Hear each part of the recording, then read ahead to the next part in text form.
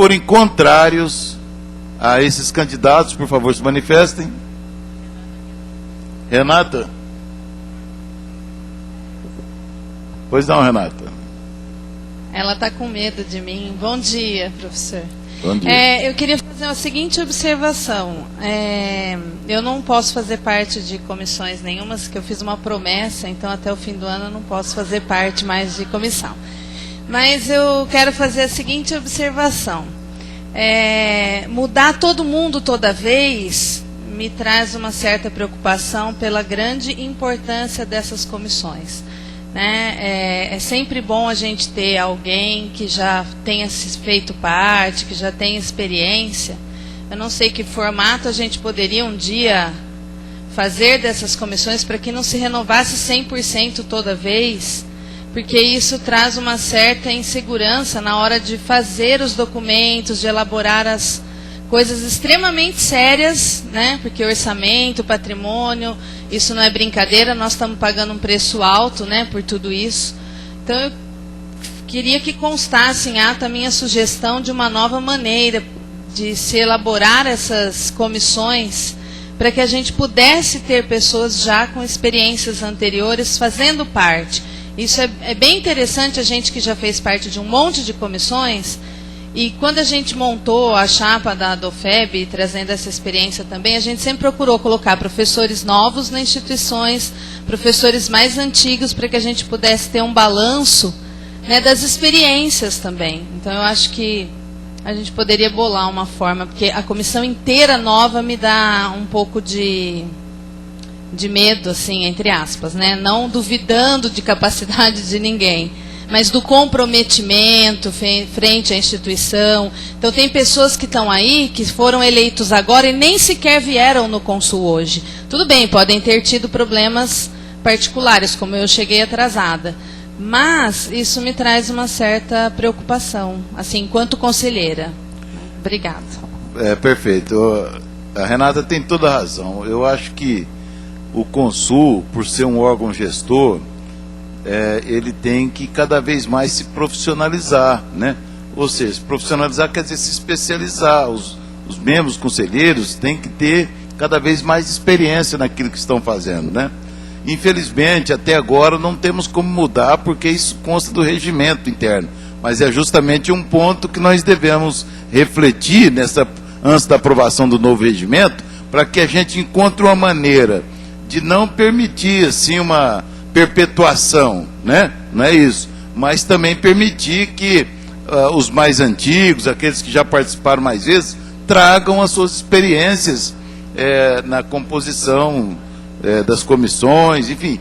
Isso é uma matéria que nós devemos discutir no regimento interno, porque nós temos, de fato, como você levantou, essa necessidade de profissionalizar não só o Consul, mas também os outros órgãos colegiados da FEB, certo? Mas vamos tratar disso no regimento.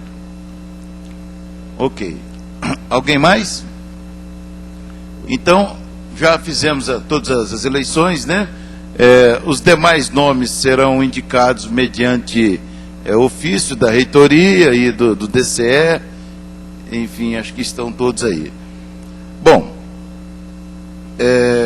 passemos então para o item 3.10 da pauta, que é justamente aquele que nós acrescentamos, que é a apresentação do relatório final da Comissão Provisória de Reestruturação.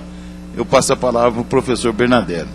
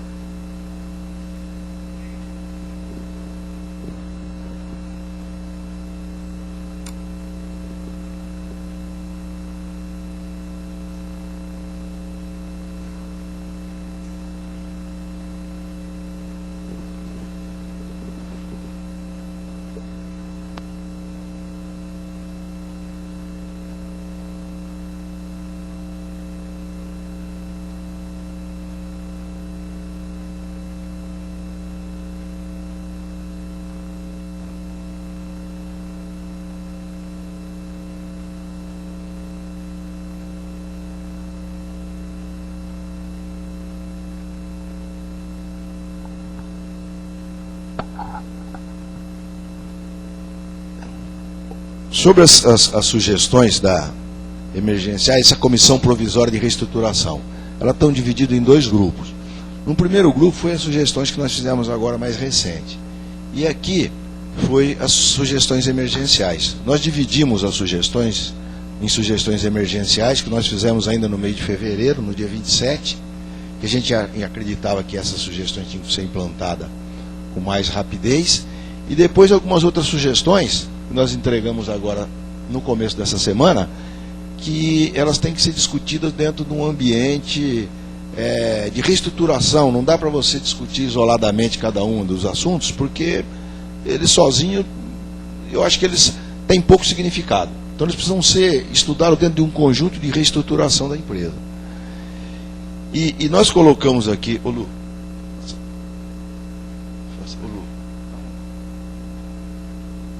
não entra aí. Não andou?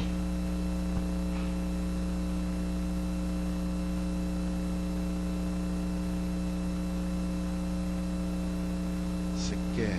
Essa é um jogo. E como é que nós colocamos aqui as sugestões aqui, ó? Nós colocamos a ação que a gente entendia, o objetivo dela, o responsável e o prazo. E aqui nós colocamos algumas respostas do que nós recebemos da instituição. Então, por exemplo, aqui, ó, relocação das salas de aulas no período diurno. As salas de aula devem ser relocadas de modo a utilizar 100% do espaço disponível de cada bloco. O que a gente quer dizer aí é o seguinte: nós temos 108 salas hoje na nossa instituição, e no período diurno se usa, no período da manhã, em torno de 50 salas, à tarde menos, um valor bem menor. O que a gente entende é o seguinte: a gente achava que a sugestão era que todas as salas de aulas fossem no mesmo local, e os outros blocos permanecessem fechados, para que você não tivesse custo de energia elétrica, custo de limpeza, enfim, nenhum custo de infraestrutura. E todas as aulas fossem num local onde as 50 salas estivessem próximas. E, inclusive, que por exemplo, se você tem 2 aulas das 8 às 10 e na sequência mais 2 aulas, fosse marcado ali 2 cursos, se fosse necessário. Entra um professor e sai outro, de forma que a gente utilizasse, inclusive, toda a questão de ar-condicionado, iluminação, porque muitas vezes a gente vai dar lá 2 aulas e o ar-condicionado fica ligado das 7 e pouco até as 12 horas, sei lá, a hora que vai ser desligado. Então seria realmente uma otimização, onde a gente reduziria custo de manutenção, custo de energia elétrica, custo de produto de limpeza, custo de ar-condicionado e assim por diante. Manutenção desses equipamentos, os desgastes aqui. E a gente achava que isso tinha que ser imediato. Então, nós tivemos uma resposta aqui da... Eu estou colocando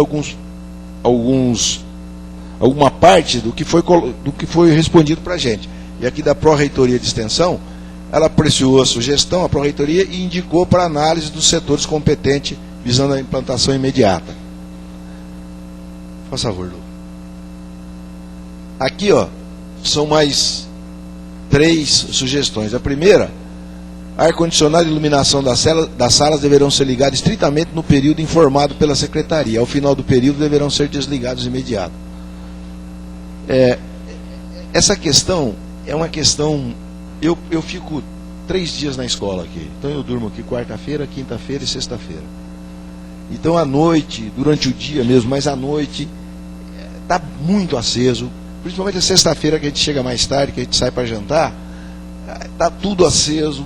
Eu e mais alguns colegas professores já caminhamos nos blocos, um monte de ar-condicionado ligado. Então, a gente entende que isso não pode continuar. Então, a gente fez essa sugestão exatamente com esse sentido, ou seja, isso tinha que ser uma ação imediata também. Redução de 50% dos serviços de guarda-mirim e redistribuir as atividades em pool. A gente tem que ser bem estudado, certo? Para a gente ter redução de custos. Aqui, ó, pool de secretárias executivas para atendimento à reitoria e pró-reitoria. Relocação de 50% das secretárias executivas para outras atividades. Então, ó, a gente sugeriu uma secretária para a superintendência, uma secretária na coordenação, 2 secretárias para atender as reitorias, a reitoria e pró-reitorias, e as demais secretárias para atendimento dos alunos, treinar e orientar os atuais atendentes para qualificá-los profissionalmente para essa atividade, transferência de uma secretária para trabalhar em conjunto com o Marcos Remiro, porque ele estava precisando de alguém para ajudá-lo no PROIES, né? E para agilizar as atividades que geram recursos para o Unifeb. Realização de estudo para a relocação das secretárias do CETEC, Clínica Odontológica e Núcleo Jurídico, para verificar o que a gente poderia otimizar. E todas as secretárias executivas devem desenvolver atividades de todas as áreas, mesmo locadas em locais físicos diferentes. O que a gente entende é o seguinte: tinha que criar um programa de preparação, de desenvolvimento dessas secretárias que são realmente competentes, comprometidas com a escola, de forma que mesmo elas não estando em locais específicos, próximo do local que ela tem que prestar o serviço, ela possa desenvolver um serviço, prestando serviço para todas as áreas que necessitam desse secretariamento. Por exemplo, atas, algumas questões, controles financeiros, enfim, a gente não sabe exatamente o que pode ser feito. Então a gente entende que seria tornar essas pessoas mais multifuncionais e autogerenciáveis, melhorando o desempenho exatamente porque elas são altamente competentes, esses profissionais. Lu, por favor. Aqui, ó, não contratar novos empregados ou serviços para não gerar mais despesas. Não vamos discutir isso aqui não. Eliminação de bônus em dinheiros para funcionários e professores. Criação de um sistema para filtragem de protocolos inadequados e imprecisos. Melhoria do rendimento da secretaria acadêmica com o objetivo de favorecer a solução de problemas. Então aqui a Prograde, ela fez um comentário sobre essas questões. Desde 2012, estamos desenvolvendo um trabalho de implantação de qualidade na secretaria no sentido de melhorar o atendimento aos alunos, de forma geral. Estão no momento sendo implantados os protocolos online e presenciais de acordo com os fluxogramas dos processos estabelecidos a partir de levantamentos realizados no setor. Então eu lembro que quando a professora Assis comentou da implantação do sistema online de protocolos, enfim, de toda a gestão acadêmica que envolve, ela comentou nas questões das dificuldades, dos prazos que foram negociados, renegociado e assim por diante, né? E hoje ela inclusive disse das metas aí para onde a gente vai chegar.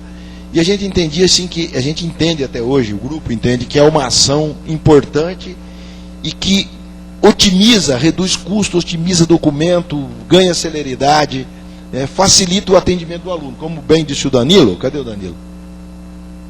Então, ele sempre diz, nós temos que tratar bem os alunos para a gente ir nos grupos de Facebook, não sei o que aí das redes sociais, das mídias sociais. Então, a gente entende que esse é um foco fundamental para o desempenho da instituição toda. Lu.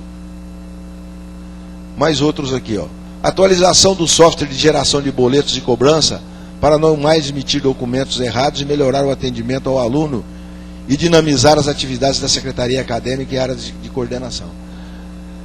A gente esteve de professores, de funcionários da própria instituição e de muitos alunos dizendo da dificuldade. Está com um boleto errado, vai no banco, não consegue pagar, volta na secretaria, na contabilidade, acontece a emissão, às vezes, redundante do boleto com problema, ele não consegue.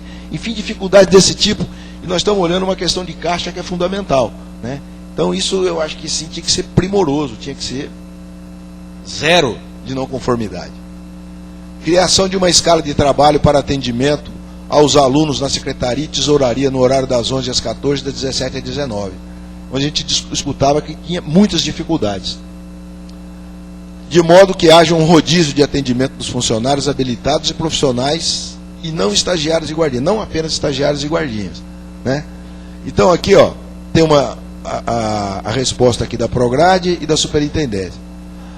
A Pró-Reitoria de Graduação solicitou à Superintendência Administrativa e Financeira a definição da escala de funcionamento para atendimento do setor financeiro no período da noite. Estamos encaminhando o pedido no que se refere aos intervalos citados no documento. Em relação à Secretaria, não há intervalo sem funcionamento, o que ocorre até a noite.